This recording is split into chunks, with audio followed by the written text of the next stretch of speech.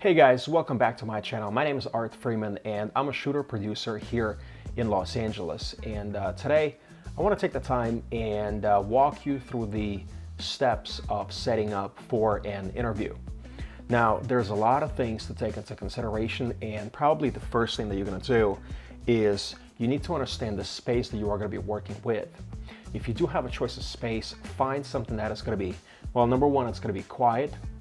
Find something that's going to have a little bit more room for you to maneuver around in, because the space that you are going to be setting up in dictates your camera angles, the positioning of lights, how and where you're going to place the audio. So there's a lot of things that go into it. Now, I am going to use an example, which is an interview that I shoot in Las Vegas. And for this interview, we are using a music studio. So the space is pretty small, but somehow I still have to fit everything in. First things first is you get to the location and you kind of get the lay of the land. You kind of try to take care of the framing. So where is the person who's going to be getting interviewed? Where is he going to sit? So that's the first thing that you want to get out of the way. And the way that I do it is I literally take a chair and I position it.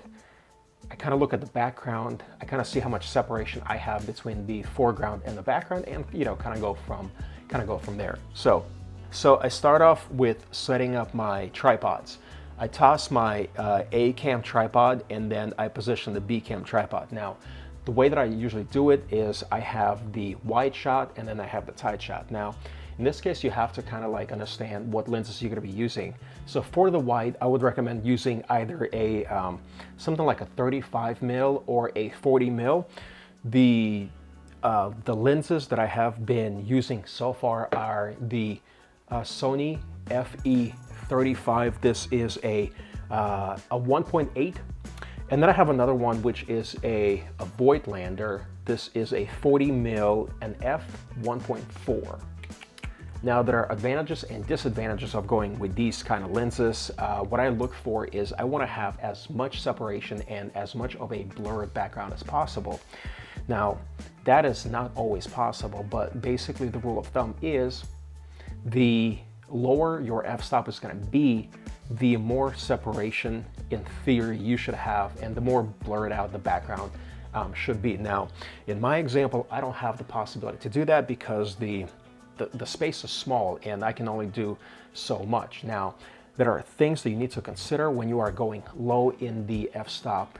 The lower the f-stop, the less breathing room you are going to have, which basically means if the subject is going to be leaning too much forward or too much back, the subject is going to be getting out of focus, and you don't really want that. Now, unless you are going to be manually operating the camera at that time. So take that into consideration. But like I said, the general rule of thumb is the lower the f-stop, the more blurred out and the more beautiful the picture is going to be. So for that reason, you want to go with the lenses that can go either at an f2.8 or let's say below that. I think for most part I've been shooting at an f2 or something similar to that. Now, I have started going a little bit beyond that and switching up my lenses and swapping them for the cine lenses. Number one, you have to have the finances for that, because that can get pretty pricey. So what I have decided doing is I have decided to opt for the Rokinon lenses. Now, they're not the greatest lenses in the world by no stretch of the imagination. They get the job done, and they're fairly affordable. So for my main A cam, for my main lens is going to be the 35 mil Rokinon T1.5. I'm using it right now, and you see, so right now the lens is wide open and it is at a T1.5. I think my ISO is 200. I'm just simply using daylight, and I think it's it's 1226, and you see how blurred out the background is, and I really like it. So that's in terms of your A cam. Now, your B cam is going to be a lot tighter. Now, in the example here, you see that I have the tripod set up, and I like to use either a 24-70. This is my 24-70. It's a Canon, and this is an f2.8. Now, It's not the greatest lens in the world, but it gets the job done, and it gives you the possibility to kind of like move around. Now, you can go for a set lens, and I think what I'm going to start doing is I'm going to start using the 70-200, which is an f2.8. Also, I have it right here.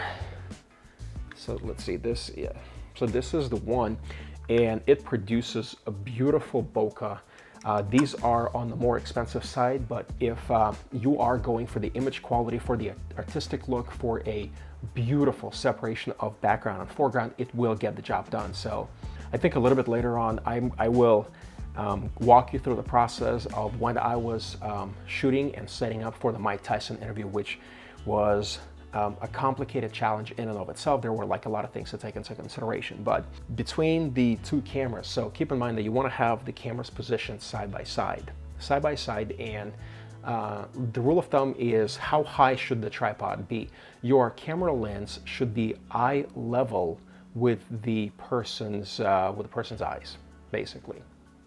And like for this one, or right now I am looking straight into the camera, but when you are shooting the interview, you're gonna have the subject either looking camera right or camera left. So that's gonna be like most of the time. After you have positioned the cameras, and then you have placed your tripods, what you need to kind of like look at is, and you have your chair positioned. Make sure, by the way, so a couple of things about the chair. Make sure that the chair doesn't rock back and forth. Make sure that it doesn't swivel. So it needs to be one of those chairs that does not have like a reclining back.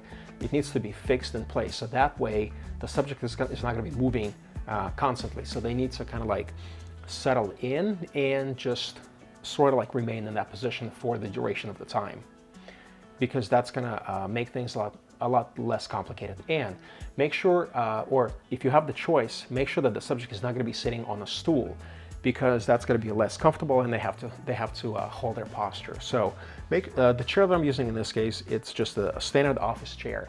It doesn't move. And actually, the subject told me when I was setting up for the interview that this chair was much more comfortable than the chairs that he had used previously. So that's something to like also take into consideration. All right, moving on. So at this point, you should have your chair positioned and your camera's positioned. This is the stage of the process that's called staging.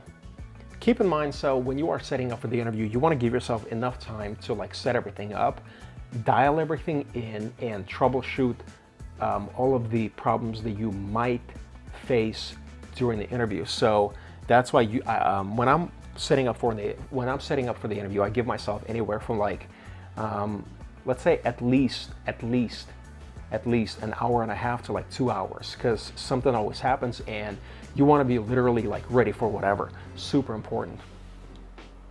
Okay. Another thing to take into consideration is when you get to the location, one of the things that you want to do is you want to check out the possible outlets so that you can power your things in. Now, if you are shooting a long form interview, and most of the interviews that I shoot are anywhere from like I want to say like an hour and a half to the longest interview that I've done is 2 hours and 45 minutes, and that is a continuous single interview. So those interviews run long, and obviously depending on the internal battery, that's just not going to work. So you have to find a different way of powering your cameras. So the way that I do it is I use dummy batteries, and then I take those dummy batteries and I plug them into the power, so that I am running the power from the outlet and then straight into the camera, and that way I ensure that the battery is not going to die. So in case the interview is going to run longer than that, you can also use a V mount or a gold mount battery, and then just detap that into the camera. So however you want to do it, just make sure that the camera is not going to die and that you're going to be safe. So that's pretty much. So what you're going to see now is that I have a couple of outlets on the right hand side of the camera. I use a power strip, and then I plug everything in.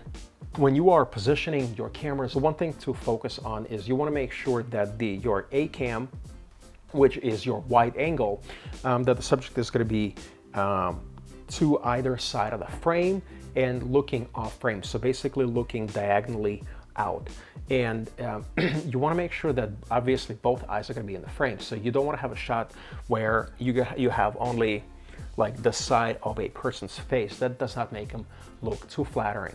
And also for your tight shot, your long shot, you want to make sure that you are not cutting off a side of the face too, and that both eyes are visible. So that is why you have the cameras basically side by side, and they are eye level. You see me now, I am sitting down and I'm looking at the camera angles. I'm trying to see that this is going to be flattering during the interview. Making obviously like micro adjustments, taping everything down. That is important. The next thing is in the corner here, I have a little LED light setup. This is basically to create a little bit more separation between the foreground and the background, between your subject and whatever's happening behind them, and also like to put like a little glow on the, either like on the shoulder or on the back of the head. It just generally makes it look nice. Depending on how far, and you see that this light is positioned basically diagonally at the subject. I usually set this to anywhere, depending on the light that you are using, I usually set this light to like 10, maybe 15%, depending on the proximity and how lit the place is going to be. I have another key light set up right behind the cameras. The general rule of thumb of positioning that light is it doesn't need to be too far away from the subject. It needs to be up and angled down, maybe like at a 30 to a 45 degree angle. And make sure that that light is going to be diffused. In the example that I'm using, you don't see it on the frame, but it is directly behind the cameras and basically lighting the subject. One thing that you are going to notice here is that when I am recording, I make sure that I have a backup of the recording just in case something happens. The card is going to get corrupted or something's going to happen to the media. So always make sure that you are backing up whatever you are filming. And also the bigger the interview, the more backups you want to have in place just in case, because this is going to save your butt potentially very, big time. So for the cameras that I'm using the brand new A7S III, and then I have a matching A7S II. We're going to talk more about the settings a little bit later, but for the time being, I always use external monitors. I have the small HD 501, and then I have the Atomos Ninja V or the Atomos Ninja V. Since this interview, I have actually upgraded to 2 Atomos Ninja V's external monitor recorders. Very important that the monitor has the recording capability because when I am recording the interview, I am recording internally onto the camera and I am feeding out the image into the monitor recorder, and I am recording on the recorder as well. So that is my fail-safe option just in case something happens, Now, some of my friends, what they actually do that do the same thing that I do is they actually have started recording just on the Atomos itself. They are not even recording internally onto the camera. Now, I don't know if that's a safe bet, but for the time being, I'm recording both on the camera and on the monitor itself. So because that seems to work, pretty well. And I recently got off a show and one of the problems that I had was when the post-production supervisor, when they contacted me and they said that one of the files, it was like corrupted. So they tried to play it, and granted the file was in 10-bit and not every software that you are going to be using is able to play that. But what I did is I went back into my backups and I reviewed the file and I sent it to them and basically saved the day.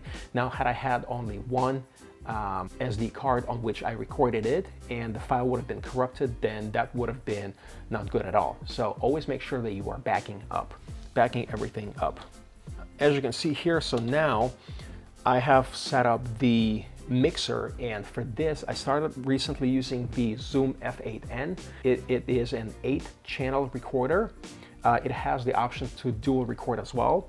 And when I am recording my interviews, what I do is I am live mixing. So that means I have a pair of headphones on. And for my headphones, I use my AKGs, professional headphones, and I am monitoring the audio continuously and mixing it continuously. Now, I place the F8N close to myself because you have to place it somewhere where you are going to be sitting, and so that you can monitor the levels and also look at the cameras and see what's happening there. So in case something happens, you are able to react immediately or as quickly as you can. So the next thing, I am positioning my Mac when we are recording interviews, and if they are remote, I have the person that's interviewing, he is, let's say, in another city, but they are talking to the interviewee over, let's say, FaceTime or over however you want to do it. You can use Zoom as well. So make sure you are positioning it at a same eye line. So set it up so that the person is looking at a horizon level, or that, you know, that the eyes are just, you know, leveled. It creates for a pretty natural look, which is good. I put a piece of paper on the chair because that is a release form. That's one of the things to consider depending on the type of an interview that you are doing. You want to make sure that the person is going to release the footage, their likeness, and all those things. So, because there are so many things that go into, you know, setting up an interview, you have so many things to consider. It might slip your mind. So don't forget to have the interviewee sign the release form. Okay, moving on. Usually at this point, the mixer is going to sit right around here, which is almost, you know, at the chest level, so that it's going to be easier to monitor the levels. And also make sure that the area that it sits on is going to be wide enough so that you can put other stuff on it as well.